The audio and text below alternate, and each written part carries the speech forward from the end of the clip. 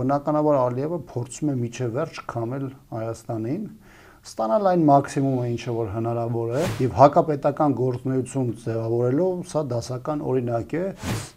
Փաշինյանը կասկածի տակ չի դնում կապիտուլյացիան, իր համար միայն մտահոգիչ է այն, որ Ալիևը անընդհատ չպստում է դա իր դեմքի, որ այն ինչ որ Ադրբեջանի համար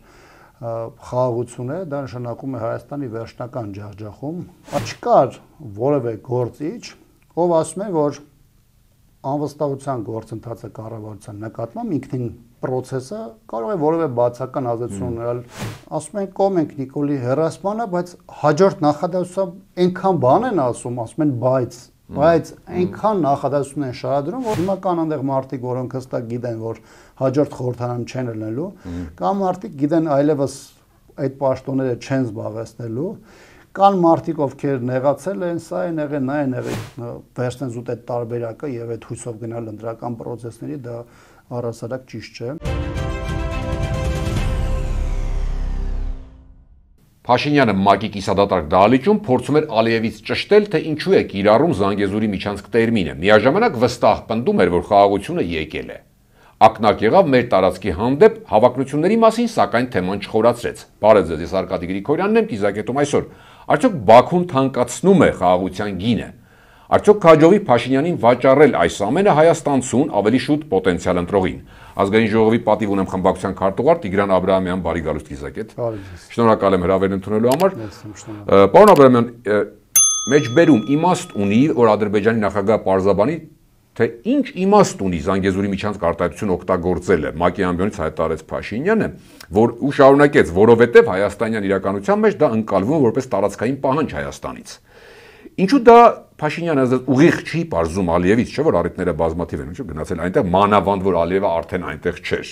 շուտ էր գնաց։ Եվ առիթները եւ այս դեպքում վերջին մասը ինչպես վստահել Ալիևին այս Վաշինգտոնյան մնացած կետերում, եթե սրանում չկա, ընդամենը մի ամիս անցել, 2 ամիս եւ տեսնում ենք։ Հաշվի առնելով այն հանգամանքը, որ Վաշինգտոնյան այդ հանդիպումներից հետո շուրջ 2 ամիս իշխանությունը պնդում է, որ խաղաղությունը արդեն հաստատված է, բայց ՄԱԿ-ի այդ հեղինակավոր ամբիոնից ստիպված է լինում պարզաբանումներ հնչեցնել Ալիևի հնչեցվող հայտարարությունների մասով, սա ըստ էության ցույց է տալիս, որ իրադարձությունները այնքան էլ այնպես չեն ընթանում, ինչպես փորձում է ներկայացնել իշխանությունը, որովհետև մի կողմից նկատելի է, որ այս 2 ամսվա ընթացքում իրադարձությունները աճել են եւ բավականին խնդիրներ են առաջացրել եւ այս պայմաններում Նիկոլ Փաշինյանը ստիպված է դա հնչեցնել, որովհետեւ սա իրեն ձեռնտու չէր հնչեցնել, հատկապես կրկնում այն համատեքստում, երբ որ իրենք փորձում էին բոլորին համոզել, որ խաղաղությունը արդեն եղել է եւ այդտեղ էլ ասած իդեպ նախադասությունը մեկ է եկել է, հա։ Իսկ եթե դա արդեն եկել է եւ դա որպես փաստ լիներ, բնականաբար այդպիսի հարցադրումներ ոչ օդում կախված կլինեին, ոչ էլ Հայաստան-Ադրբեջան հարաբերություններում կլինեին։ Ձեր այն ենթահարցադրումներից մեկը, որը վերաբերում է նրան, թե ինչ է հետապնդում Ալիևը, դա բնականաբար Ալիևը փորձում է միջև վերջ քամել Հայաստանին, ստանալ այն մաքսիմումը, ինչը որ հնարավոր է, որի պայմաններում խաղաղություն ասվածը կլինի այնպես, ինչպես օրինակ հիմա Արցախի դեպքում է, երբ որ այնտեղ խաղաղ է, մարդիկ չեն մահանում, բայց կա մի նրբություն, այնտեղ չկան այլևս հայեր։ Եվ եթե պետք է լինի խաղաղություն, որտեղ Հայաստանը չունենա ինքնիշխանություն, որտեղ Հայաստանը լինի լիակատար կախվածության մեջ Թուրքիայի եւ Ադրբեջանից, եւ մենք արձանագրենք, որ խաղաղություն է եւ այլևս մարդիկ չեն զոհվում, կներեք, բայց արդեն հայ ժողովուրդը եւ մեր հասարակությունը պետք է ինքը որոշի, թե այս պայմաններում պետք է այդ խաղաղությունը, թե այդ խաղաղությունը պետք չէ։ Մյուս կողմից կներեք մի ընդհանուր տարբեր են Փաշինյանի ու Ալիևի պատկերացումները խաղաղության մասին, հաստատի թե միանշանակ։ Տեսեք, նախ այն խոսույթը, որը վերջին շրջանում Փաշինյանը օգտագործում է, ըստ էության Հայաստանին ինքը ագրեսորի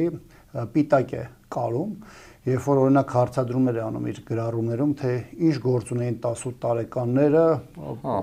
Հայաստանից ճանաչված տարածքներում եւ առաջին նախագահային տրիբունալ է ուղարկում։ Այսինքն գիտեք, սա ոչ միայն սեփական պետության դեմ ցուցմունք է, սա նաև մի մարդու արարք է, որը հետագայում իր այս պահվածքի քայլերի եւ հայտարարությունների համար պետք է իրավական պատասխանատվության ենթարկվի, որովհետեւ պետության դեմ ցուցմունքներ տալու եւ հակապետական գործունեություն ձևավորելու սա դասական օրինակ է, որի հոդվածները մի 10-20 անգամ տարբեր այլ դրսևորումներով կարող են փաթաթվել Նիկոլ Փաշինյանի վզին, որտեղ առաջին դրսևորումները չես, որոնք եղել են։ Իրականության մեջ պատկերացումները իհարկե տարբեր են այդ խաղաղության։ Հայաստանի իշխանությունը հատկապես փորձում է այդ խաղաղությունը ավելի շատ օգտագործել ներքաղաքական իրադարձություններում, հաշվի առնելով, որ արժևում նաև ընտրական process-ներ են, իսկ դա իր համար հաջորդ ընտրությունների հաջողության ամենամեծ հաղթաթուղթն է դիտվում եւ բնականաբար ամեն ինչ անում են դա քարոզչական առումով ջրելու, ծաղկեցնելու, որպեսզի հասարակության համար գոնե կարճաժամկետ կտրվածքով տեսանել դարձեն այն հանգամանքը, որ իրենք Ադրբեջանին այլևս պայմանավորվել են։ Բայց քանի որ ընթացս Ադրբեջանը ելնելով նաև Ալիևի որոշակի ամբիցիաներից եւ փառասիրությունից իհարկե ժամանակ առ ժամանակ թույլ է տալիս հայտարարություններ, որոնք ըստ էության ցույց են տալիս, որ մեծ առումով այդ խաղաղությունը այնպես չէ, որ իրականում գոյություն ունի եւ ընդհանրապես հիմա խոսքի գնում խոստումների մասին, բնականաբար այս իրավիճակում որոշակի հաշվարկներ խառնվում են եւ Փաշինյանը եւ Ալիևը որոշակի պարբերականությամբ դրանց մասին նաեւ հնչեցնում են։ Մի բան էլ ասում է Ադրբեջանի նախագահը տարբեր ամբիոնից խոսում է Հայաստանի իբր կապիտուլյացիայի մասին, ասած Փաշինյանը հարց ուղղեց, որն է այս ագրեսիվ ենթատեքստերի հոլովումը, բայց հաջորդ նախադասություն անմիջապես շարունակելով թվում է թե հա լավ է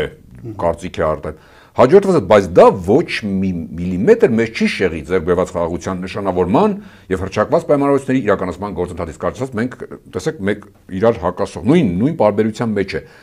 սա խաղաղության նորմալ ընկալում է արդյոք ինչու է այսպես սա ինչ է այսինքն մի պահ ոնց որ թե հակադարձում ես թե եւ այս մասով նույնպես ինչու եւ ինչու դեռպես չի խորացվում այն թեզը ինչու ՄԱԿ-ի ամբիոնից չհայտարարել որ գիտեք Ադրբեջանի սահմանադրությունը եւ այնտեղ հավակնություններ ու կոչ փոխել սահմանադրությունը չէ որ նույն ամբիոնից ինք ասած մենք փոխելու ենք ընտրություններից հետո Գիտեք մեծ առումով այն ինչպես իրեն դրսևորում է Փաշինյանը երկրի ներսում եւ դրսում բոլորն են համոզվել որ դրանք լրիվ հակառակ պատկերներ են մի կողմից Փաշինյանը կասկածի տակ չի դնում կապիտուլյացիան իր համար միայն մտահոգիչ է այն որ Ալիևը անընդհատ չպստում է դա իր դեմքին որ կապիտուլյացիա է տեղ ունեցել մի բան որի մասին Հայաստանում բոլորը գիտեն նույնիսկ նրանք ովքեր դա համարում են միակ տարբերակ կամ տեսնում են որպես կանխատեսելի սցենար բայց մյուս կողմից էլ պարզ է որ Փաշինյանը այնտեղ չի կարող երկար հակադրվել որովհետև սա մեծ առումով նաև ցույց է տալիս բանակցային գործընթացում ստեղծված դիրքավորումը իսկ ավելի կոնկրետ Ադրբեջանի առավելություններն ու թելադրող մոտեցումները, որը թույլ չի տալիս Նիկոլ Փաշինյանին միջևերջ գնալու եւ դրա համար ամեն մի թվացial որոշակի կոշտ հայտարարության տակ դրված են այնպիսի ենթաձևակերպումներ, որոնք շատ ավելի փափկեցնում են այդ առաջին ջղաձգումները, այսպես ասեմ։ Բայց մեծ առումով կարծում եմ, որ Հայաստանում շատ-շատերի համար ակնհայտ է, որ այն ինչ որ Ադրբեջանի համար խաղաղություն է, դա նշանակում է Հայաստանի վերջնական ջախջախում, այլ բան է, որ Փաշինյանը գիտակցում է, որ այդ ջախջախումը մեկ տարվա ընթացքում չի լինելու, եւ նա փորձում է այս կարճաժամկետ կտրվածքից օգուտներ քաղել, որոշակիորեն ապահովագրել իր իշխանության հետագա տարիները, իսկ թե ինչ կլինի 5 տարի հետո, 10 տարի հետո Հայաստանի Հանրապետության կամ հայ ժողովրդի հետ, դա Նիկոլ Փաշինյանը առանձնապես չի հետաքրքրում։ Այսինքն կարող է ենթադրել, որ Վաշինգտոնում ստորագրելու պահին դրանից հետո էլ իրենք Հայաստանի իշխանությունը Փաշինյանը լավ գիտեր, որ Ալիևը այդ պայմանագրա ունակ մարդը չի ու ինքը գալու է եւ գրածին հակառակ բաներ է ասել, թեկուզ թղթում գրված չի, չէ՞, Զանգեզուրի միջանցք եւ այլ ամեն դեպքում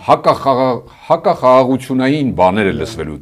Գիտեր դա եւ դա անում էր ձերեն ասած նախընտրականի համար, արդեն իսկ գիտեր թե անակնկալի է եկել, ինչպես կարելի անակնկալի գալ Ալիևին։ Փաշինյանը հույս ունի, որ Ադրբեջանի իշխանությունները, որոնք հստակ գիտակցում են, որ իրենց համար պատմական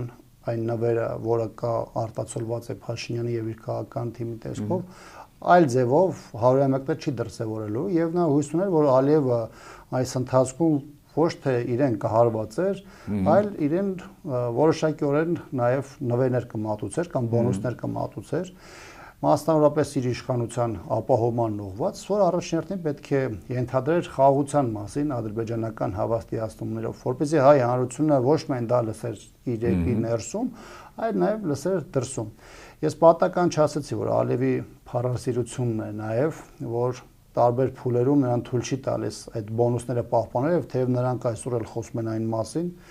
ադրբեջանական բլոկոսֆերայում էլ նաև դրա դրսևորումները կան, այն մասին, որ Նիկոլ Փաշինյանին պետք է ամեն ինչ անել պահելու, պաշտպանելու համար, որովհետև նրա օրոք է, որ այդ հնարավորություն դարձել է եւ ադրբեջանական հաղթանակի եւ հաջողությունների շրջափուլի մասով, բայց ամեն դեպքում դրանք արտացոլվում են, լինելու են անընդհատ հաջորդ փուլերում եւս էլ հայտարարություններ։ Իդեպ նաև այս համատեքստում պատահական չէր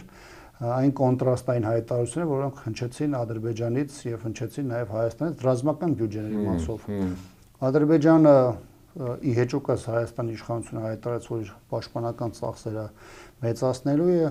առասարակ ադրբեջանական պետական բյուջեում ընդհանուր անվտանգային ծախսերը ներքին անվտանգության առումով արտաքին անվտանգության մոտավորապես 21%-ի չափով են։ Ահռելի բան է դա յուրաքանչյուր երկրի բյուջեի մեջ։ Շատ մեծ ահռելի է, որքան էլ ասեմ, որ դրա մեջ մտնում է սահմանապահ զորքերը, ռազմածովային ուժերը եւ այլն, բայց ամեն դեպքում ադրբեջանական պետության որպես նավթագազային պետության մեծ ռազմական բյուջեում 21%-ը բավականին բարձր թիվ է։ Այս համատեքստում Հայաստանի իշխանությունը անում է ճակերտավոր կոնտրքայլը, հայտարարում է, որ պաշտպանական բյուջեն կրճատում է տարի ու կեսը եւ նաեւ դրա մեջ է մտնում տարի ու կես։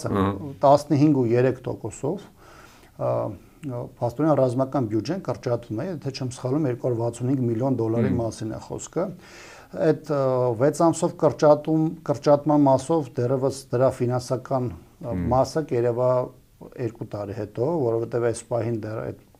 չի վերաբերու կրճատումը այս պահին գործող եւ ծառայության։ Այստեղ մի ժողովրդին հետաքրքիր հարցեր է խնդրում չգնանք, բայց այդ գծով ուղղակի կարճ պատասխան ունեք, որպես նաեւ ռազմական փորձագետ հայտնի այդ թեմաների մեջ բանակին սերտ կապված մարդ։ Մի տրամաբանական հարց են տալի մարդիկ, ասում են, եթե մենք այդ կարիքը չունենք այն բաների, բայց 35, 40 բան մարդկանց այսպես կոչված որ տանում են, հա, ինչ է կտրում տնից տեղից ընտանիքից, նորից շարունակում եք այդ պրակտիկան, այս ինչ կապ ունի իրար հետ, արդյոք ճիշտ է այդ հարցադրումը մարդկանց հասարակության։ Այն մարդիկ, ովքեր ճանաչել են կամ այս ընթացքում են ճանաչել այս իշխանության դեպքը, գիտեն, որ իրենց համար, եթե կա իշխանության պահպանման խնդիր, մնացած բոլոր հարցերը ստորադասվում են։ Հիմա սա հենց այդ ընդգծված ժամանակահատվածն է, երբ որ Նիկոլ Փաշինյանի համար ոչ թե խնդիրը երկրի անվտանգությունն է, պետական սահմանների պաշտպանությունն է, այլ իշխանությունը եւ մասնավորապես ներքաղաքական առումով այն process-ները, որոնք սպասում են 8 ամիս հետո, այսինքն կոնկրետ ընտրության հետ կապված։ Այսինքն նախընտրական։ Խնդիր կա, այո, հասարակության կողմից հատվածից բերել կոնկրետ քվերներ, խոստումը, որ ձեր տղաների ծառայության ժամկետը կրճատվելու է, դա առաջին կարճաժամկետ էմոցիոնալ փուլում բնականաբար մեծ ողջավորություն է առաջացնելու, բայց ես արդեն իսկ իմ համար տեսանել են հարցադրումներ, որոնք ինձ շատ են ուղղում, հաշվի առնելով, որ ես այս թեմայով շատ կոշտ դիրքորոշում ունեմ, առայն, բայց ինչպես է ապահովելու մեր երկրի սահմանները։ Այսինքն հիմա առասարակ արեք բռնենք ժամկետային ծառայությունը կրճատենք։ Հիմա նորմալ կլինի, եթե հանրապետականն էլ եթե մասնակցի ընտրական process-ների, ասի մենք էլ պարտադիր ժամկետային ծառայությունը առասարակ հանում ենք, այսինքն բռնենք մեր բանակը կիսենք, չկարողանանք մեր սահմանները ապահովել, բոլորը իրենց երջանիկ զգան, որ կարևորը ծառայություն չկա, թե այնտեղ մեկով կմտնի հաջորդ օրը ջերմուկ, մի օր գորես կմտնեն, դա միգուցե որևէ մեկին չի հետաքրքրելու, իհարկե հետաքրքրելու, ուղղակի առաջին էմոցիոնալ փուլում ահագին մարդիկ գնացին այդ դրական էմոցիաների վրա, բայց հիմա երբ որ այդ էմոցիաները արդեն սառում է, բոլորի մոտ հարց է առաջանալ, բայց ո՞նց ենք սահմանապահելու։ Ես շատ հստակ ասում եմ, լավ ճանաչելով մեր համակարգը, լավ ճանաչելով թե ինչի համար ու ինչքան մարդ է ամեն տարի, այս վերջին տարիների պայստազորի հավաքներ գնում, որից 14 օրը մարտական հերթապահություն է։ Եգրապահ կամավորական միության ներգրավվածությունը 50-60 անց մարդկանց ներգրավվածության պայմաններում, որոնց հայրենասիրությանը չեմ կասկածում, բայց ֆունկցիոնալ վիճակին բնականաբար բոլորս գիտենք ինչ վիճակում են եւ այս պայմանները ըստ էության ցույց են տալիս որ բացի նրանից որ մենք այսօր ունենք համալրման խորը խնդիրներ այդ 6 ամսով կրճատումը բերելու է շատ ավելի խորը ճեղքվածքի որը բավականին մեծ հարված է հասցնելու մեր պաշտպանական համակարգին դրա համար հասկանում եմ այս բոլոր այն մարդկանց հատկապես մայրերին ովքեր այս իրավիճակում մտածում են ամեն յուրաքանչյուր իրենց որդիների ժամկետի կրճատման մասին այդ 2 տարի բայց ես ուզում եմ նաև շատ հստակ ասել որ չեմ կարծում որ Հայաստանում կա մեկ մարդ ում համար պետք է որ իր տղան լինի իր կողքին բայց այդ հարվածները իշտեն հասնեն թուրքերը գան հասնեն Երևանի սահմանին որտեղ մեր դարպասները լինելու են ամբողջությամբ բաց Նախընտրականից խոսեցինք որ ասիկ եւ խաղաղությունը կօգտագործի, հա, եւ նաեւ այս արդեն փոքր ենթա օգտագործելիք բաներ, իր ստանալիք մանդատի մասին, եթե խոսենք կամ ապագա ընդդիմության, եթե գնանք, բավարարված եք մինչեւ ընտրությունները դեռ հասնել, օրինակ ձեր կազմակերպած վերջին լսումների արդյունքներով, եթե ընդհանուր նայենք, ընթացքով, կարևոր են քաղաքական ուժերի ներկայացվածությամբ, ինչու՞ չէ, փողոցում այդ օրվա աջակցությունից, օրինակ, որպես եթե նայենք փորձնական, հա, մի բան մոդելը, ինչ հասկացաք, երբ որ իմպիչմենտի process-ը հենց ինքը բուն սկսվի, արդյոք փողոցի այդ ճնշումը կլինի մեծ, այս այդ օրից ինչ դուք հասկացաք, ինչ գնահատական կտաք։ Ուզում եմ այլ կետից գամ սրան, երբ որ իշխանությունը իր հիմնական քարոզչական մի քանի լրատվամիջոցներով փորձում էր վարկաբեկել, վիրավորել, պիտակավորել լսումներն ու առհասարակ այնտեղ մասնակից տարբեր դեմքերին։ Դալիճն էլ դատարկ էր, ասում էր, կիսա դատարկ էր։ Առաջինը ես դա եմ տեսել, հա։ Ուրեմն մի հետաքրքրական բան կա։ Նույնիսկ իշխանությունն էր ֆիքսել, որ դա ամենաներկայացական հավաքն ա եղել, որովհետև իրականում ներկայացված են եղել քաղաքական ուժեր, որոնք շատ հարցերում ունեն տարբեր մոտեցումներ, բայց նրանք մեկ դալիճում անգամ հակառակ երևի թե հա։ Հիմա տեսեք մենք երկար տարիներ ՀԱԿ-ի Լևոն Տեր-Պետրոսյանի քաղաքական ուժը տեսեք ինչ հակասությունների փուլեր են ունեցել, բայց կան որոշակի կետեր, որոնց բնականաբար բոլորս գալիս են եւ տրամաբանական առումով բոլորս միտեղ հատվում են, այսինքն կա կոնսենսուս առայն, որ այս իշխանությունը ոչ միայն սպառել է իրեն, այլ նրա իշխանության ամեն մեկ օրը իշխանության ղեկին մնալը նոր փորձության է բերում Հայաստանի Հանրապետությունը եւ երբ որ մենք նաեւ այս լսումներից առաջ հանդիպումների շարք իրականացրեցինք արտախորհրդանական ուժերի հետ, չկար որևէ գործիչ, ով ասում է, որ անվստահության գործընթացը կառավարության նկատմամբ ինքնին process-ը կարող է որևէ բացական ազդեցություն ունենալ ներքաղաքական պայքարի, ընդդիմության վարկանիշի կամ ազդեցության մասով։ Կար կոնսենսուս առայն, որ անհնար է եւ հանրությունը նաեւ պահանջում, որպեսզի մենք չնստենք մեր աթոռին, սպասենք կալենդար ջնջելով մինչեւ հերթական ընտրական process-ները եւ այլն։ Եվ չեմ ասում, որ կար նաեւ կոնսենսուս առայն, որ անկախ այն հանգամանքից թե ինչ հարցերով մենք այս կամ այն ուժի հետ ունենք հակասություններ, տարաձայնություններ, ավելի շատ ընդդիմադիր դաշտում կա միմյանց ձեռք սեղմելու հնարավորություն, քան հակառակը, եւ նաեւ այդ էր հիմքը, որ լսումները եղան բավականին ներկայացական քաղաքական ուժերի եւ գործիչների մասով հնչեցին հայտարարություններ կամ ձևակերպումներ, որը մեզ մեկ այլ ուժին որ այնտեղ նստած էր, միգուցե կարող էին դուրեկան չլինել։ Օրինակ Զուրաբյանն ասաց, որ ձեր ու Քոչյանը չի գնալ, դա չի գնալու, ինչի մասն է խոսքը, օրինակ դա խնդիր չի։ Հայտարարություններ եղավ, տարբեր հայտարարություններ եղավ, բայց ընդհանուր մասը, երբ որ ֆիլտրացիա անում ենք էմոցիոնալ մասը եւ դուրս ենք բերում որակական մասը, սա Այդեպ ուժեղ կներեք, ուժեղ քննադատություն եղավ նաեւ սուր ձեզ էլ Հայաստանին էլ ամբիոնից, որ չեք արել, հա, այն ինչի համար կար ուժեղ քննադատություն նախկին падգամավորների ձեր գործընկերներից։ Մեր խնդիրը այն չէ, որ մենք անցկացնենք լսումներ, որտեղ պետք է գային մարդիկ, ովքեր գովային մեզ։ Մենք կարող ենք 160 հոգանոց դահլիճում ապահովել այնպիսի գործիչների, ովքեր կգային գովային հանրապետականին, գովային ընդդիմությանը, գովային այն ամեն ինչ որ կա, գնային տներով մենք կասենք, տեսակ ոչ մի դեմխոս չկար, բայց խնդիրը հո այն չէ, որ մենք մեծ գովանք, մանավանդ նշի, որ մենք մեզ շատ գովալու առիթներ ենք տվել։ Մեր խնդիրները որպեսզի մենք բաց, նաև հասարակության համար բաց, որտեղ դա ուղիղ եթերի ռեժիմով էր ընթանում, հստակ խոսենք, դիրքորոշում արտահայտենք։ Տեսեք, քաղաքական ուժեր կլիներ կամ գործիչներ կան, որոնք կարող են ձեր մտքով անցնել կամ յուրաքանչյուրի մտքով անցնել, որոնք այս կամ այն կարող իրադարձության հետ կապված որևէ դիրքորոշում չեն արտահայտել։ Ես ի սկզբանե նաև ասում եմ, որ շատ կարևոր է, որպեսզի յուրաքանչյուր այս կարևոր փուլում, այս ճգնաժամային իրավիճակում դիրքորոշումը արտահայտ, որտեղ ովքեր դիրքորոշում չեն արտահայտում, ովքեր փախնում են, պետք է դրա մոտիվացիան էլ հասկանանք, չէ՞։ Հասարակությունը պետք է ֆիքսի, չէ՞ թե ով է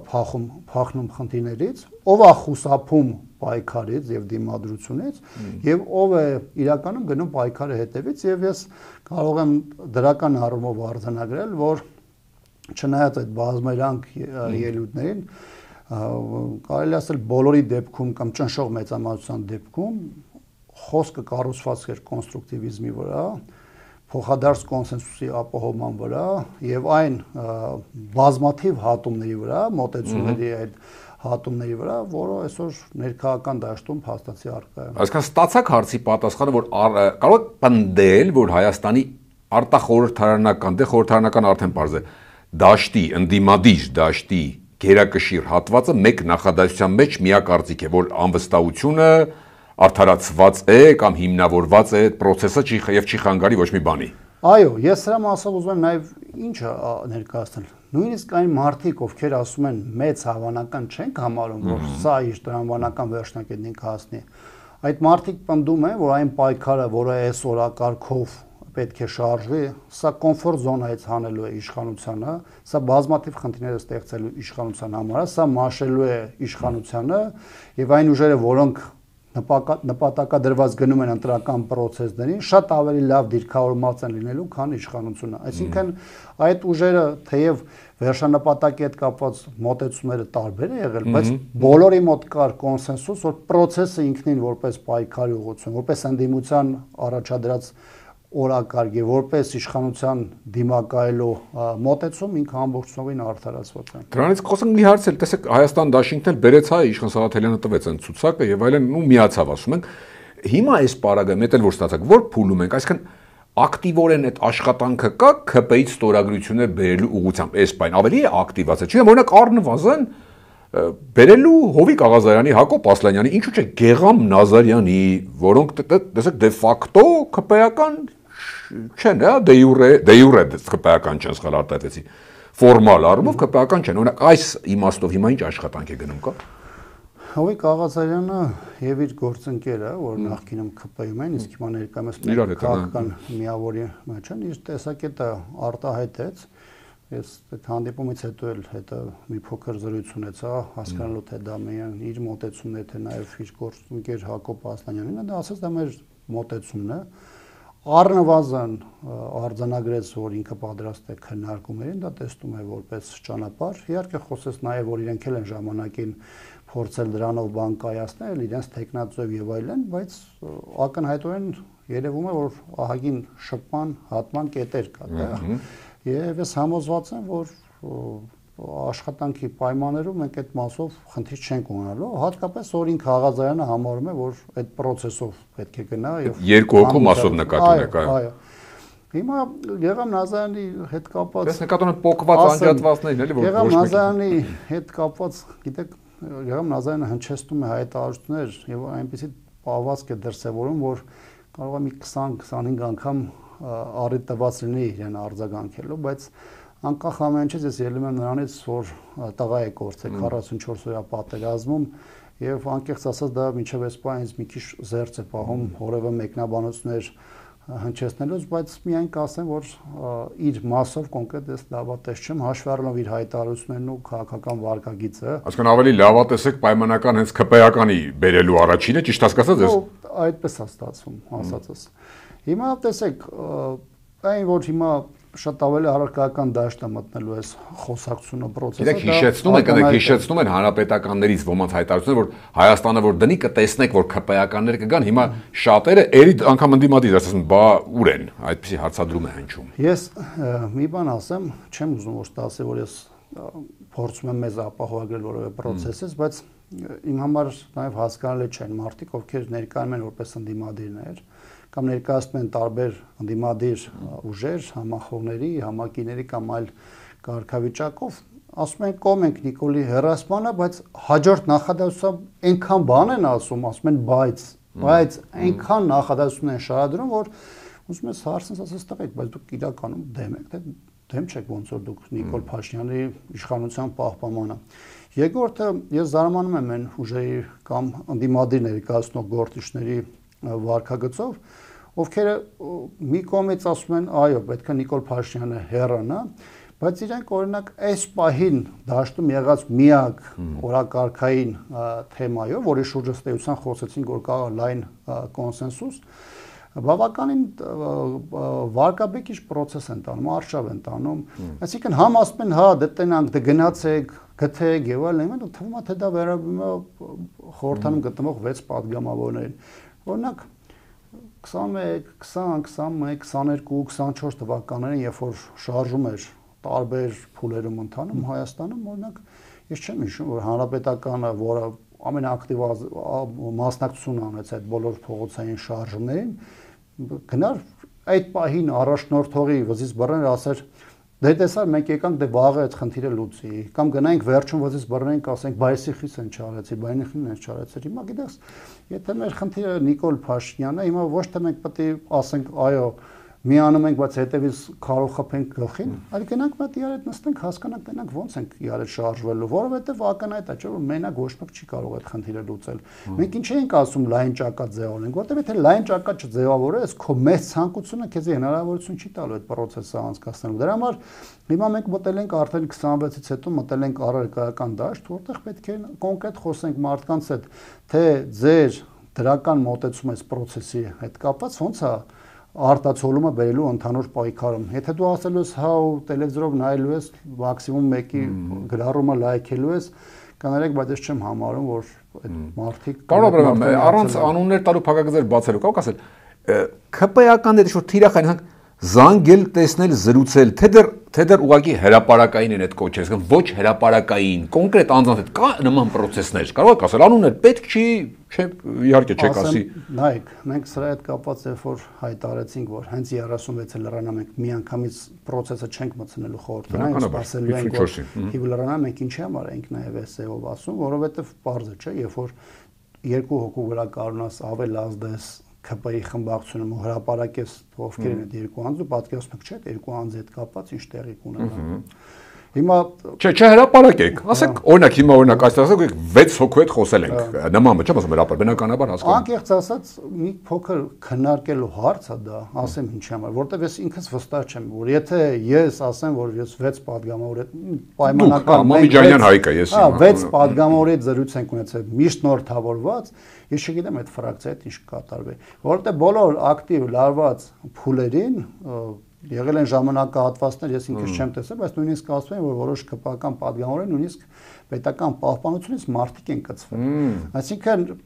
ո՞րն է խնդիրը, մենք բերենք այն դաշտ, ասենք, որ գիտես, մենք արդեն 10 հոգու հետ խոսացել ենք, երկուսը սենց անեն, մենք ինչի ենք ԿՊ ֆրակցիայի այդ մարդկանց վրա, որոնք պոտենցիալ ունեն տեից փոխվելու, մենք գնանք բերենք մենք մենակ մի բան ենք բացվածքով ասում ենք, որ հիմա կան այնտեղ մարդիկ, որոնք հստակ գիտեն, որ հաջորդ խորհրդարանում չեն ելնելու, կամ մարդիկ գիտեն այլևս այդ պաշտոնները չեն զբաղեցնելու, կան մարդիկ, ովքեր նեղացել են, սա են եղել, նա են եղել եւ այլն, մենք ասում ենք, որ կա պոտենցիալ, մենք տեսնում ենք։ Խմբակցության մեջ են այդ մարդիկ։ Այո, մենք չենք ասում, որ դա ամենահեշտ գործն է, բայց մենք ասում ենք, որ մենք այդ հնարավորությունը աշխատելու տեսնում ենք։ Այսինքն միջև վերջի րոպեն էլ ճեզիշտ հասկացա, դուք ոչ քանակ կասեք, ոչ էլ բնականաբար մարդու, եթե այդ ոչ էլ որ խոսել եք, հասկացա ինչ նկատի ունեիք։ Իրավիճակից է կախված, նույնիսկ մարդիկ կան, ովքեր հիմա Հովիկ Աղազարյանի անունը տվեցիք։ Հիմա Հովիկ Աղազարյանի մասին բաներ կա, խոսել ենք, հիմա հանրայնացնում ենք, ինքն էլ եկավ, մասնակցեց եւ այլն, բայց հիմա լիքը բաներ կա, նույնիսկ այդ դեպքում չենք ուզում, այն դեպքում, որ Հովիկ Աղազարյանը առանձնապես վախ բան չի ցուցաբերում այս իշխանության, հա,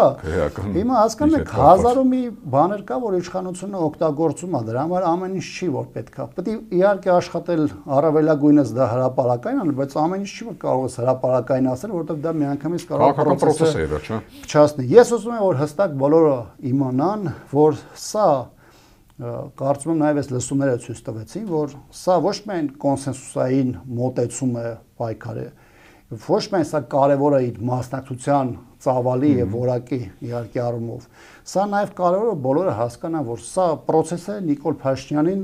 իր պաշտոնից հեռացնելու համար, այլ ոչ թե այս, այն եւ այլն, որոնք տարբեր փուլերում հնչել են եւ որոնց ես նույնիսկ չեմ էլ ուզում անդրադառնալ։ Վերջին հարցը։ Եթե չեմ սխալվում, կարող է սխալվում ինձ ուղեք։ Սամվել Կարապետյանի հետ կապված մեր ձևով, հա, շարժումը, որ դեռ կուսակցություն չի դարձել, չկար լսումներին։ Ոչ։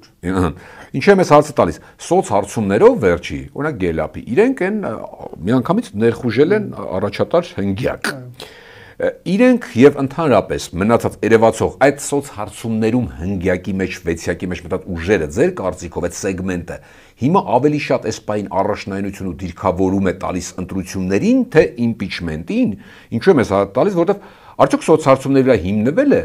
ճիշտ է 26-ի վրա, ասենք հույս դնելու երևութական, օրինակ Գյումրի 2 մտածելու համար չեք կարծում, ասենք բացառնով որ կկրկնվի 2021-ը, ուղղակի 1-2 նրբերանգի տարբերությամբ այլ դասավորություն կլինի, բայց այլ ընդդիմությունը կմնա ընդդիմություն, իշխանությունը կմնա, որովհետև Գյումրի 2-ը քաղաքն ու հանրապետությունը կարծում եմ մի քիչ տարբեր են, այն ինչ կասեք այս մասով։ Նոր միանշանակ դրանք տարբեր են, իհարկե կարող ենք խոսել որոշակի ընդհանուր գծերի մասին, բայց ես կարծում եմ, որ վերջնեն զուտ այդ տարբերակը եւ այդ հույսով գնալ ընդրական process-ների դա առհասարակ ճիշտ չէ։ Երկրորդը նաև ձեր ասած 21-ի ընտրությունների դասավորումն է, որը մեզ նաև ստիպում է գնալ անընդհատ նոր process-ների իշխանությանը, այսպես ասած, այդ հանգիստ դիրքում չպահելու համար, եւ մենք բնականաբար այդ ուղղությամբ գնալու ենք։ Սոցիոլոգիայի մասով, որ սոցհարցումներով ասում եք, սոցիոլոգիան որպես գիտություն ես ընդունում եւ հարգում եմ, այլ բան է, որ շատ ժամանակ ներկայացում է սոցիոլոգիայի տակ, ներկայացում է պարզապես քաղաքականացված ցանկություն։ Հա, քաղաքականացած որոշակի թվեր եւ ոնց որ դուք եք ասում ցանկություն։ Ես ճանաչում եմ սոցիոլոգների, ես ճանաչում եմ սոցիոլոգիական կենտրոնի, որոնք դաշտում հիմնականում շատ ավելի փակ ֆորմատով են աշխատում, այդ վերլուծությունների բանի վրա ու իրենք ճշգրտորեն թվեր են ներկայացնում շատ փոքր շեղումներով։ Դրա համար այս մասով մի քիչ դեռևս հստակ չի թե այս բանը դուք ասում եք սոցիոլոգիական հարցումներ եւ այլն, կոնկրետ ինչ դրա տակ կարելի է տեղ ունել։ Իսկ մնացած մյուս ուժերի մասով, այսինքն բոլոր առաջնահերթ համարում են ընտրությունները, թե իմպիչմենտը հույսն է ինչի վրա է արդարացված է իրենց հույսերը։ Դե մեծ թվով կարող են հաղթել եւ այլն։ Մեծ թվով ուժեր հայտարարել են մասնակցության մասին, արդեն 26 թվականի ընտրությունների մասին, բայց կարծում եմ, որ եթե ակտիվ process-ների բերենք, այսինքն դաշտ փոքր ավելի առարկայականացվի, այս ժամանակ շատ ավելի հստակ կլինի, թե այդ ուժերը այս փուլում կպնում են գործեն, թե չեն կպնում գործեն։ Գիտեք, չեմ ուզում ինչ-որ իրադարձությունից առաջ ընկնել, դաշտում մարդիկ կան, ում հետ ճանապարհ է սանցել, մեկի հետ ընկերություն է սարել, մեկի հետ սենց է սարել, ու մեր այս process-ներ հակադրությունների հիման վրա չի, ընդհակառակ սա հիմնված է ներդաշնակեցման վրա, եւ ես կփորձեմ միջև process-ի հիմնական ռելսերի տեղափոխումը չանել հայտարարությունները, որով ինչ որ մեկը կարող է իրեն կաշկանդված առավել զգալ կամ վիրավորված։ Վերջին հարցը այս պահ հստակեցնենք, այս պահ հենց այսօրվա դրությամբ լսումներն են ավարտվել, տարբեր ջրեր են հոսել, քաղաքական ուժեր են ստեղծվում եւ ստեղծվելու, այսօրվա դրությամբ հանրապետականը գոնե դեռ ռեալ համարում է իմպիչմենտի, այսինքն պարզապես ԿՊ-ից մարդ բերել է իմպիչմենտ այդ ոչ միայն ռեալ է համարում, այլ այս պահին մենք մտածում ենք, թե այս կոնսենսուսը, որը մեծ այդ թվում արտախորհրդանական դաշտում տեղի ունեցել, ոնց ենք բերում եւ կառուցվածքային առումով ինչ process-ի ենք վերածում, որովհետեւ յուրաքանչյուր մարդ պետք է հնարավորություն ունենա իր մասնակցություն ունենալու, առաջնահերթին քաղաքական մասնակցության մասն է այստեղ խոսքը, այսինքն դառնա ունենա որոշումների վրա իր որոշակի ազդեցությունը եւ բնականաբար այստեղ շատ ավելի հստակ կլինի, թե յուրաքանչյուրը ով տարբեր փուլերում ներկայացել է որպես ուժ, մեծ համախոհներ, սա կամ այն ունեցող ռեալ ինչ ներգրավվածություն ունի process-ում։ Հիմա այսինքն հավանականությունը, այսպես չեմ, հավանականությունը այսպես ձևակերպեմ, ավելի է բարձրացել այս 3, ասենք, քան մի ամիս առաջ էր։ Միանշանակ եւ դա նաեւ երևում է իշխանության ռեակցիայից, որովհետեւ երբ որ նայում եք թե իրանք քարոշչական այդ հարցակումներին ինչի վրա են հիմնում, բնական է, թե իրանք խնդիր չունենային, եթե իրանք խնդրեմ չունենային այս process-ում, նույնիսկ չէին էլ անդրադառնա։ Բայց այդ մի քանի օրերի գործողությունները նաեւ բուն խորհրդան, որովհետեւ մասնակիցների 340-ից ավելի հայտ էր ներկայացվել մասնակցությամբ։ ազգային ժողովի աշխատակազմը թույլ է տվել 160-ի մասնակցությունը։ Այսօր Մամեջյանը սկզբում ասում էր այդ Այո, այսինքն որոշակի հարցեր կան, որոնք նույնիսկ խորհրդային ներսում աշխատակազմի կողմից են նույնիսկ խնդիրներ առաջացրել։ Այսինքն այս եւ քաղաքական իշխանական դաշտի տարբեր արձագանքները նրանց մեդիայի, սոցիալական ցանցերի ակտիվի եւ նաեւ քաղաքական սաստավի նաեւ ըստ էության ցույց են տվել իրենց վերաբերմունքը, չեմ ուզում ասել վախերը լավ բառ չի, բայց նաեւ ակնհայտորեն անհանգստություն, հա։ անհանգստություն։ Այսինքն եթե անտարբեր լինեին, ուրեմն բանի տեղ այդ բանով եք շարժվում, հա։ Այո։ Շատ շնորհակալ եմ։ Ձեզ շնորհակալություն։ Հիշեցնեմ կիզակետում այսօր ազգային ժողովի պատիվ ունեմ խմբակցության քարտուղար Տիգրան Աբրահամյանն էր, կիզակետի թողարկումներ ուշադիր տեսանյութ դիտելու համար առաջարկում եմ բաժանորդագրվել մեր YouTube-յան ալիքին։ Կհանդիպենք